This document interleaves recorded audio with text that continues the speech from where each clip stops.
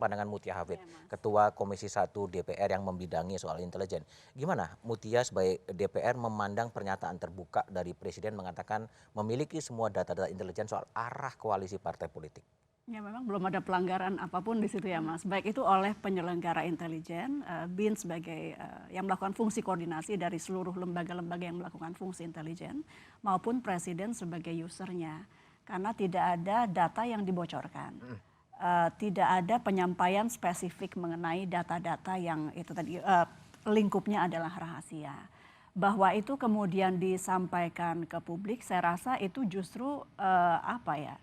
Transparan. Jadi kalau kita khawatir orang akan melakukan hal yang negatif gitu ya Mas, kan orang nggak akan ngomong duluan gitu. Jadi bahwa beliau secara terbuka mengatakan saya punya data-data intelijen mengenai apa namanya perkembangan politik, itu menurut saya hal yang wajar dan justru itu membuka sebuah diskursus seperti yang kita lakukan malam ini, yang membuat beliau juga bisa kita lihat membuka untuk pengawasan, bahwa kemudian ada Mas Usman yang bisa kemudian apa namanya mulai waspada dan kemudian melihat dari percakapan beliau. Saya rasa itu malah bagus ya Mas. Malah bagus ya? Malah ada bagusnya gitu. Oke. Polemik dalam sebuah waktu politik seperti ini justru menjadi salah satu dari pendidikan politik. Sekaligus saya ingin juga menitipkan bahwa karena ini mumpung topiknya tentang intelijen. Dan saya senang karena biasanya orang nggak terlalu paham Tabu ya? nih Mas, Oke. tabu diomongin, dan kita membahas di sini. Saya apresiasi sekali satu meja yang sekarang sudah berubah jadi banyak meja. Terakhir saya di sini satu meja beneran.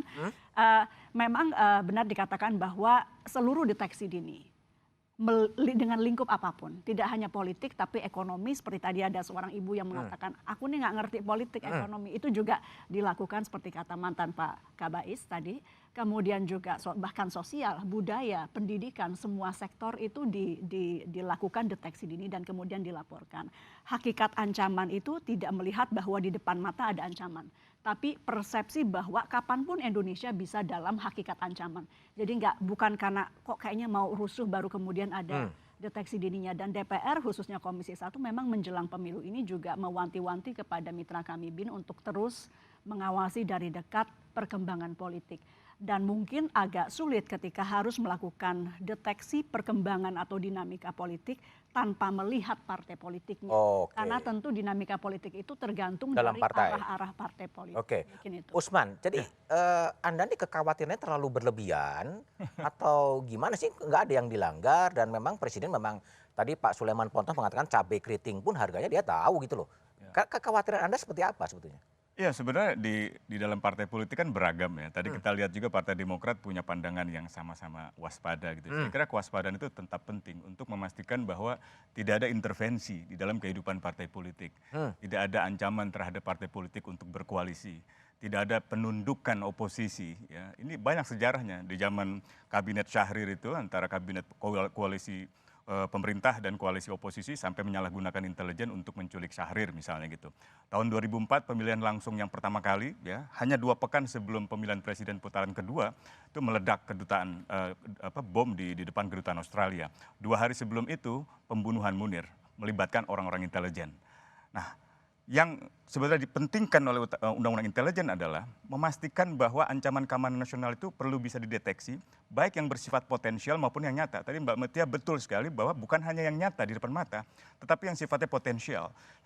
Meskipun bentuk-bentuknya disebut secara rinci itu, misalnya spionase, terorisme, separatisme gitu. Jadi memang hal-hal yang memang berkaitan dengan keamanan nasional. Keamanan nasional itu apa? Integritas teritorial negara, atau keselamatan segenap bangsa misalnya, atau kedaulatan negara gitu. Jadi hal-hal yang memang besar sekali gitu. Oke. Sebenarnya yang salah dari pandangan-pandangan yang mengatakan itu tidak masalah kan seolah kok presiden nggak boleh terima data. Boleh memang. Boleh. Dan kami tidak mempersoalkan bahwa presiden tidak boleh menerima data intelijen. Boleh, itu tiap hari briefing di presiden dimanapun seperti itu.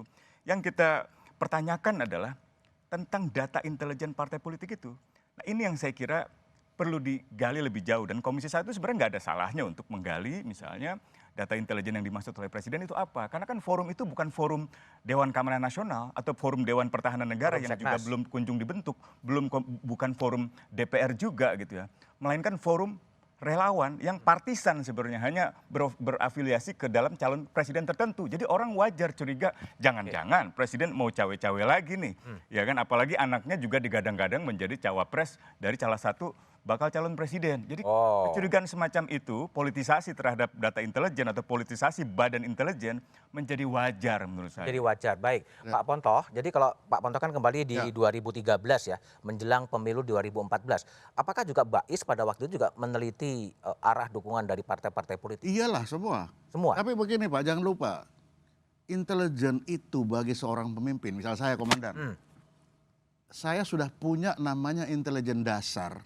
Itu 60% dari situasi yang akan dilihat. Sehingga saya akan mencari hanya 40% dari intelijen itu. Saya akan mengeluarkan namanya UUK, unsur utama keterangan, yang untuk mendapatkan 40% itu. Jadi kalaupun presiden mengomong itu, jangan salahkan itu data dari intelijen, enggak. 60% sudah ada di otak beliau. Sehingga hanya 40% yang masuk dari intelijen. Itu.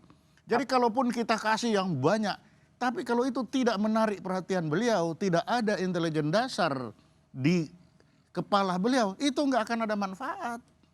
Tapi Itu. kalau Pak Ponto lihat ketika Pak Jokowi mengatakan semua data intelijen dia miliki soal arah koalisi partai politik, sebetulnya ini mau disampaikan kepada siapa sih sebenarnya? Ya dia cuma kasih tahu saya dapat, daripada dia bilang saya tidak mendapat dari orang-orang ini, kan kacau.